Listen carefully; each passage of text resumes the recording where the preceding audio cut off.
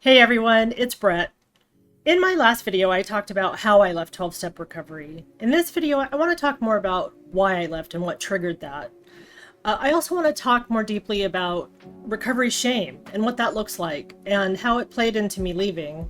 And I also want to talk about how thoughts become things and how that's foundational to the work that I do with my clients. So let's talk about it. The why of why I left it's kind of convoluted because I think there were little red flags along the way. But when I sort of touched on this in the first video, when I got to the rooms of recovery, the 12-step recovery, I was in a lot of pain. I was suffering and I was having, I was having a lot of PTSD symptoms, and so I just was like desperate for the help and excited that people said that they would help me. So when I had a sponsor tell me that I needed to dirty up my story in order to fit in because it wasn't dark enough or whatever her reasoning was for telling me to do that, I think that was my first red flag.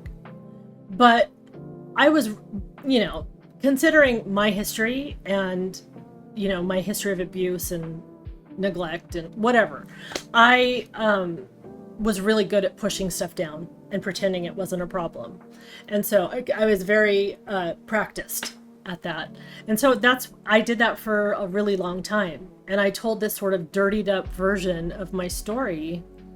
I think that I had been made to feel wrong or be wrong for so many years as a young person that when she said that, it just went right into that pocket. Like, that makes sense to me. You know what I mean? So it's not that it was the best advice in the world. I don't know if she told everybody that. I never told anybody that to do that because what the hell is that even? But so I think that was the first really red flag.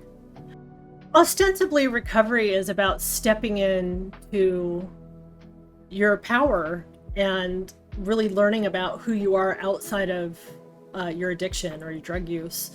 And so for me, that I think what's damaging about that is that it makes owning who you are, every part of yourself, as I'll talk about later, every shadowy, dark part that you've repressed about yourself becomes more shame. Like, I can't tell the truth about who I truly am because there's something wrong with it, because it's broken, so somebody telling me oh, well, that's an interesting story, which it wasn't a story, it was like my life, my experience, but hey, you need something a little bit better, a little bit different, a little bit darker, just fed into my already weak self-esteem and my vision of who I was as a person. I just think that it can be really damaging when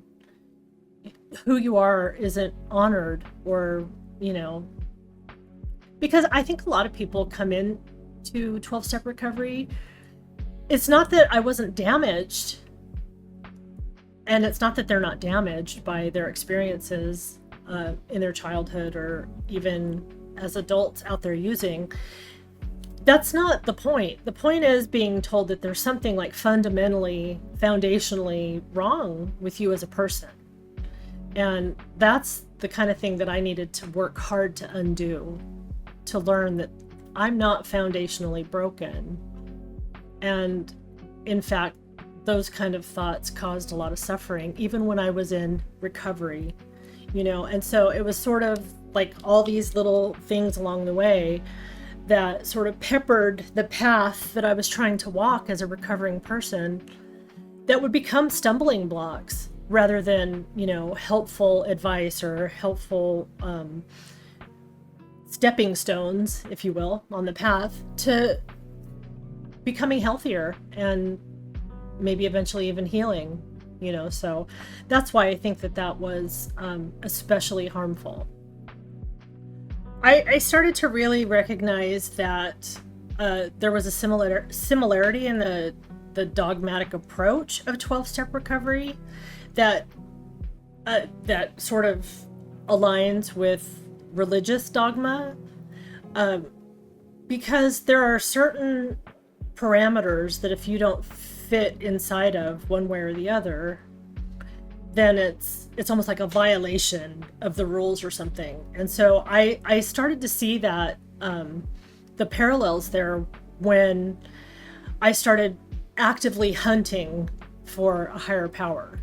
So, you know, and they say it should just be a power greater than yourself, but it can be difficult to work the 12 steps because you do need you need God.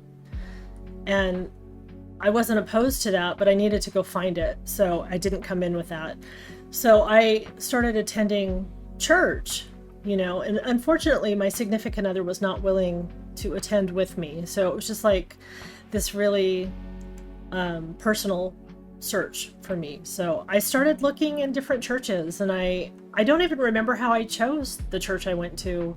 I know that I needed to wear certain kind of clothing, and I needed to tell a certain kind of story, and I started to recognize that when I had to tell a certain kind of story, that was part of their dogma. Like, women have a certain role, and in Narcotics Anonymous, addicts have a certain role that they, you know, you have to adhere to. One of those is when I sit down in a meeting and I'm about to share the message with the rest of the fellowship or the people in that room, that I need to identify as an addict. So in the circles that I ran in, a very dogmatic circle, which was, you know, like the pure NA people that got clean through the steps and not through rehab or whatever. So it was just sort of this purist view of NA, which is very churchy. In the circles of NA and the sponsorship tree that I was involved in, we were instructed, rather than to sit in a meeting and say, I'm an addict, or my name is Brett and I'm an addict, I would say, I'm an addict because that's why I'm here, right? I'm not here because I'm Brett. I'm here because I'm an addict. And so I would say, I'm an addict. And then secondarily, my name is Brett, right? So it's kind of, you can see where I'm going with that. It is very powerful, you know, and in some ways, we were the group of recovering addicts in the rooms that were most looked up to, most revered, sort of like elders in a church who tithe more or are more pious or righteous. We were very righteous in our membership. And so, and you know, like when I look back on that, I don't feel any shame around that particular thing, because when you come in and you say, help me, you literally put your life in other people's hands. Like, you say, I don't know how to live life, teach me. And so it's an interesting dynamic, because you're simultaneously being disempowered while also becoming dependent, and all the other stuff that goes in between that. It's like this shame sandwich. Like, I can't trust myself. I don't know my own story. I don't know how to do this. And the thing is like, I always want to be careful and not say that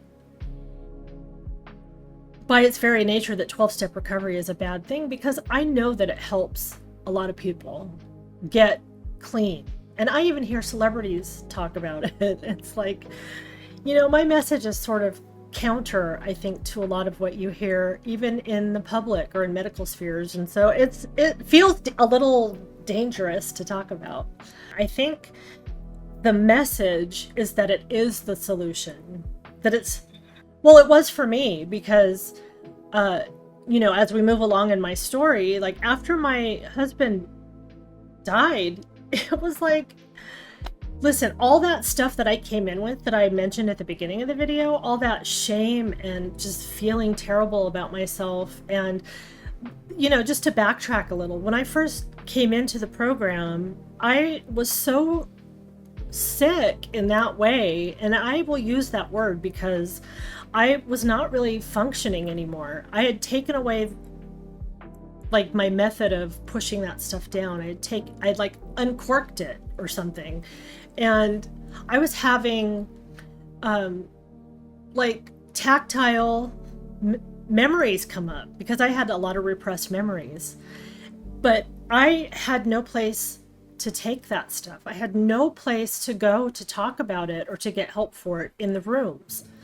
So what I did was I found a woman that would help me work the steps. And so it's weird to think about it this way, but I had this opening where all the stuff was coming out. And what I did was I took the hope that she gave me and I sort of recorked it with hope. You know, like, okay, plunk. And then I just started doing the mechanics of recovery according to 12 steps.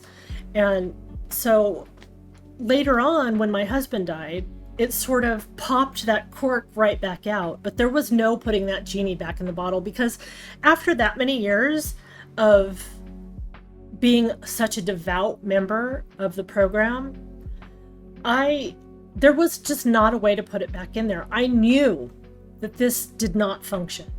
I knew that there was nobody in the rooms, at least where I was, that was, you know, like going to be my therapist or help me heal the grief of losing my spouse, but also all the grief that came up from all the things I had lost as a child and all the trauma that I had experienced as a child and then started to experience when I came into the program, but was, you know, I had pushed it down.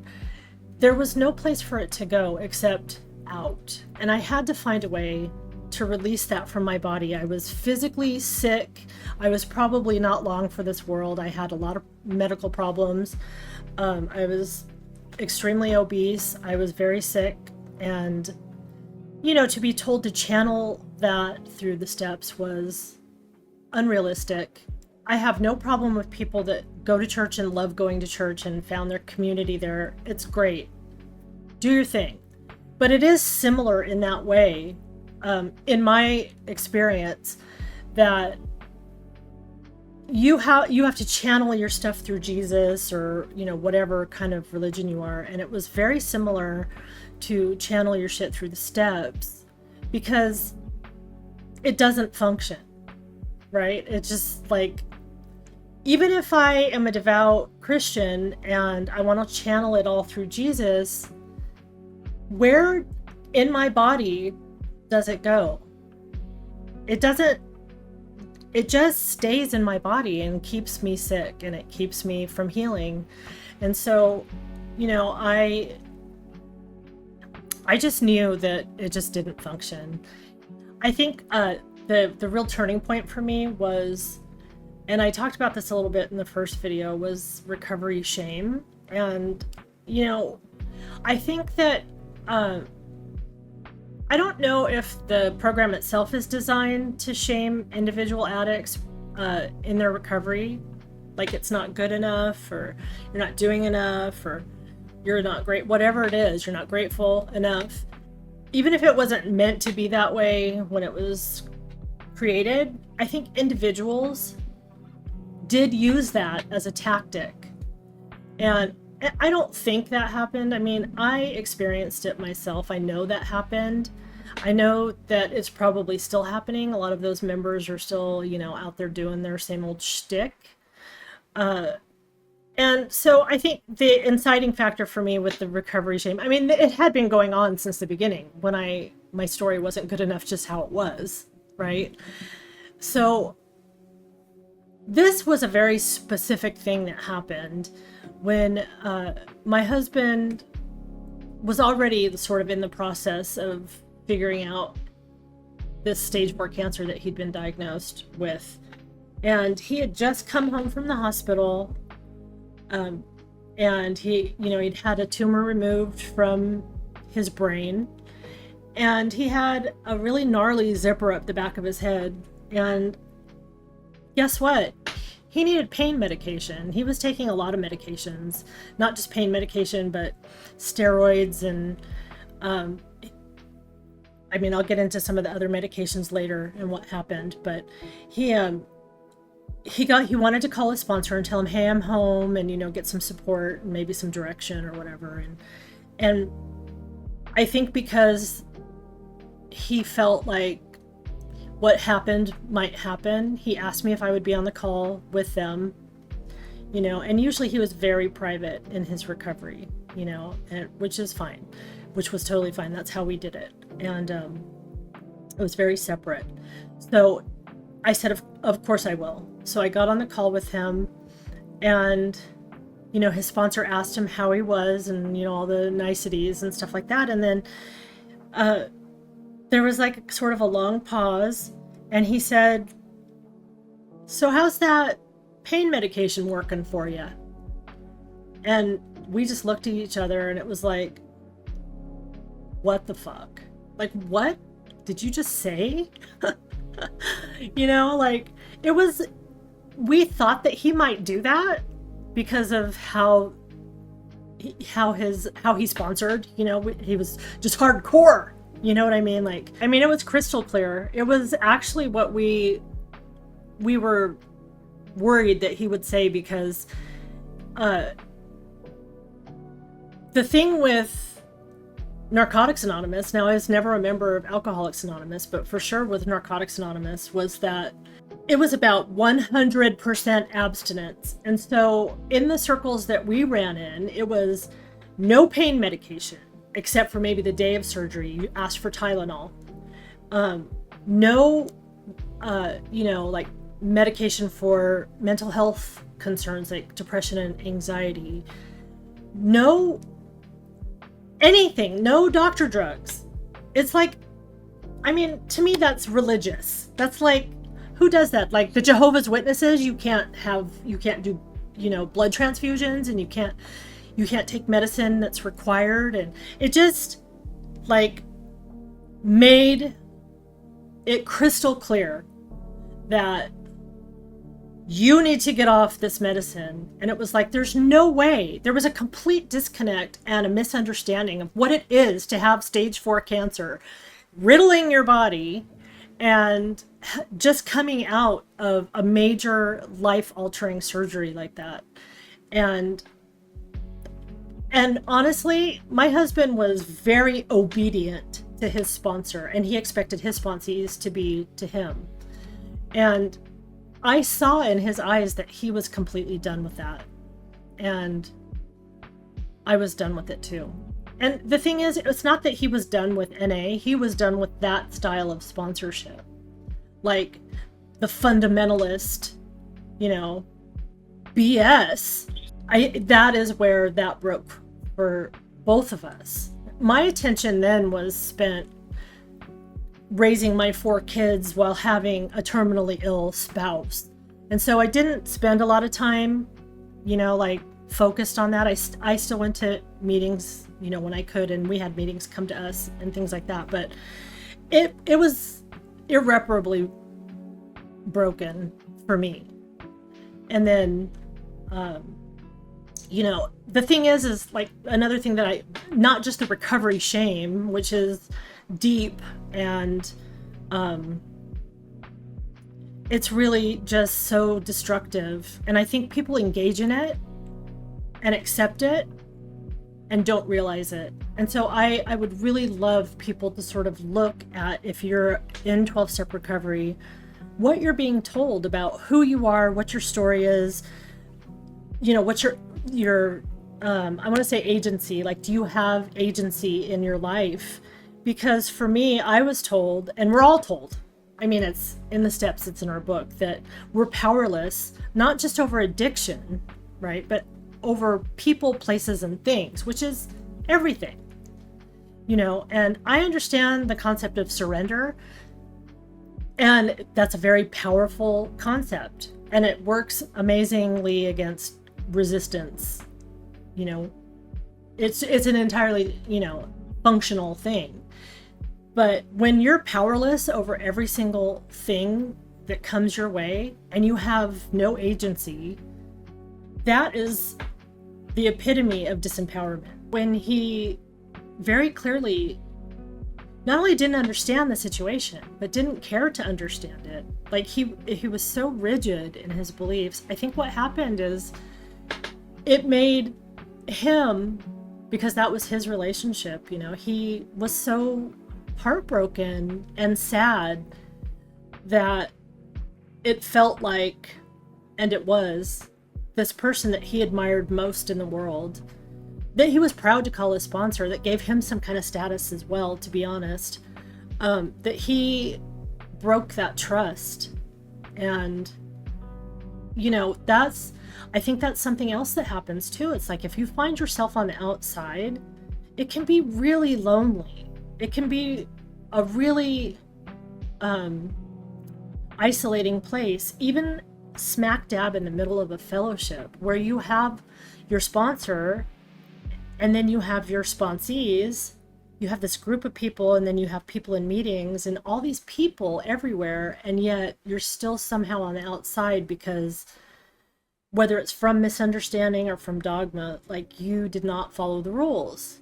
And so I think we both realized at that point that those rules don't make sense.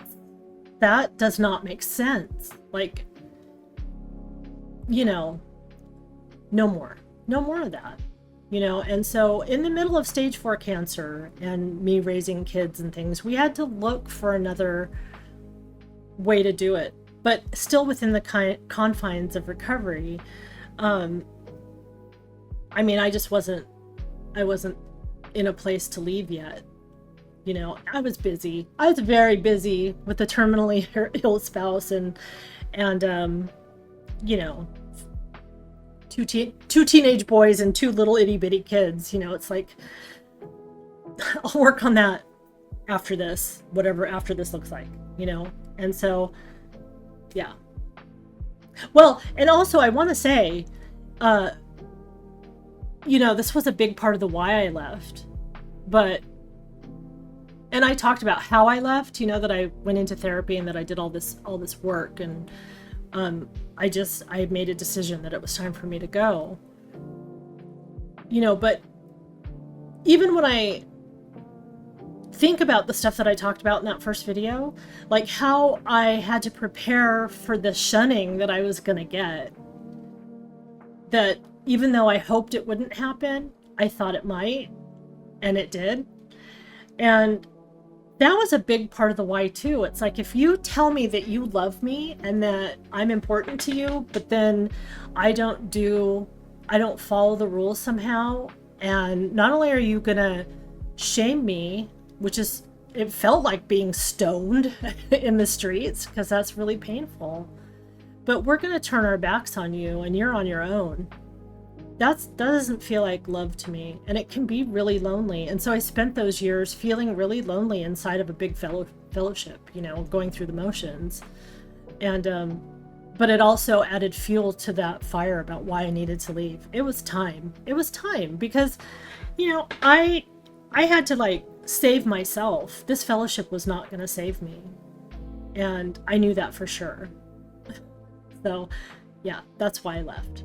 So that leads me into when I started to learn really about the power of my own thinking, and the way that I talk to myself, because the reality is thoughts do become things. That's why we're such great manifestors as human beings, because human imagination is so powerful, and everything that we say to ourselves sort of feeds into that folder of imagination, right?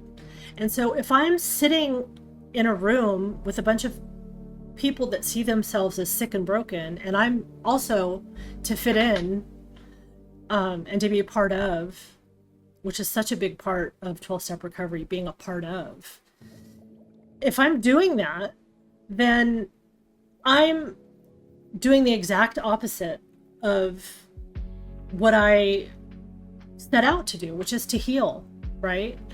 Healing is so misunderstood, not just in 12-step, but sort of everywhere. Like I'd say, like in churches, we need the sinner to be broken because they have to be saved. And you can't be saved if you're healed, we can't like actively save you if you live a healed life.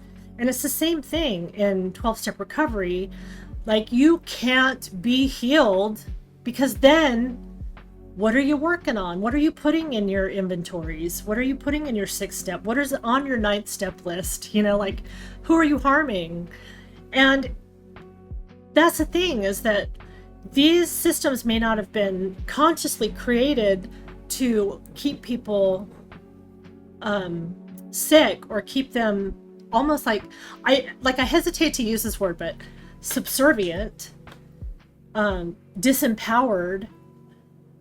Then, you know, what are we doing? So I knew that through doing my work, that sitting in those meetings was, number one, disingenuous. I wasn't even telling the truth anymore. I didn't see myself that way. I saw myself as somebody that was really powerful and that had the answers within herself, that could truly heal. And you know, I talked about earlier in the video about how when I came in, I was having like, I could feel the abuse happening to me on my body. And that was horrifying and frightening. And, you know, I needed help with that. And what I knew after my husband died and after I had done a lot of work was that it became unacceptable to me. And I was feeling like I was living so far outside of my truth and my integrity to sit in those meetings. And I wanted to share a message of hope, of course, but I didn't want to disempower people or tell them things that I knew weren't true. And so it became harder and harder to sit inside of those meetings,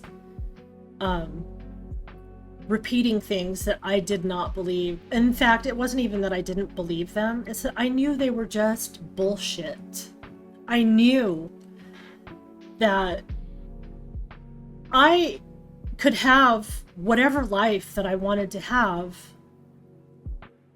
by having a different conversation with myself, by having a different inner dialogue, by, and I think I touched on this in the first video, having empowering thoughts, like taking those painful thoughts that I grew up with and had internalized, taking those thoughts and bringing them out and really learning how to undo them, and interrogate them and see if they were even the truth for me anymore. Because 99 times out of 100, those thoughts not only didn't serve me, but they just were absolutely not true.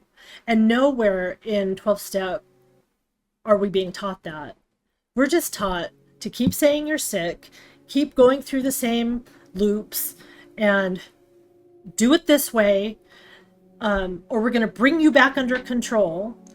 And yeah, like I said, I couldn't, like my conscience just would not let me continue that way. And so eventually I just had to say, okay, I am really done here. And I'm going to go ahead with my plan to leave. My plan to leave was simply just to tell people I'm not doing 12-step recovery anymore. And so I screwed up my courage, hoping against hope that those people that said they loved me would love me no matter what. And I went and did it. And we know what happened. I do still have friends in the program, but I think the real truth is that I haven't been 100% forthcoming with them. And I don't need to be. I mean, I can have my privacy. That's fine. But,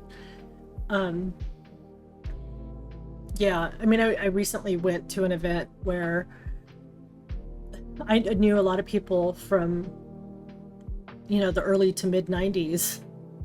For years and years, I've known them, right? I'm friends with them on social media, stuff like that. They had no idea that I don't just regularly go to meetings. And I got asked to do speaking engagements and different things like that. And it's like, it's time for the full coming out. And in a way, not only just to introduce people to the idea that your thoughts can lead to your empowerment, they don't have to lead to your suffering at all, but also to say, hey, I do not ascribe to the 12-step method or mode, it's outdated, and in many ways it can be very harmful to the wounded person. So that pretty much sums it all up for me. And this is the work that I do myself.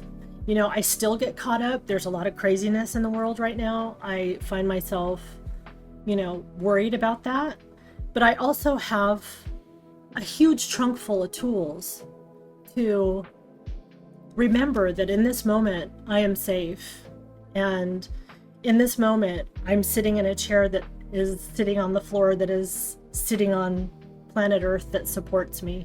You know what I mean? Like, I'm okay in this moment, and to bring myself back into the present moment is such a relief. It's like a salve to the problems of the world, because it's not that I deny the problems, it's not that I'm not aware of the problems, that I don't stay up to date. It's that I remember who I am, and I have the tools to face any adversity and be okay, be strong. And what I hope to do with that is to take it out into the world and teach other people about their strength and about their wholeness, and to empower people, not to be someone's sponsor or guru, or to lead you around by the nose and tell you how to live your life or who you are, but to lead you back to those things that you already have inside you.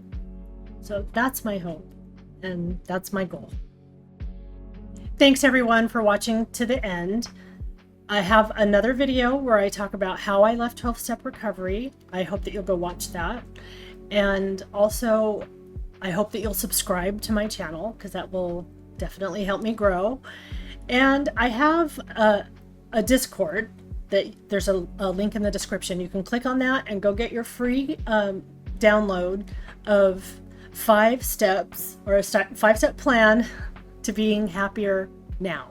So thanks again. Have a great day. Bye.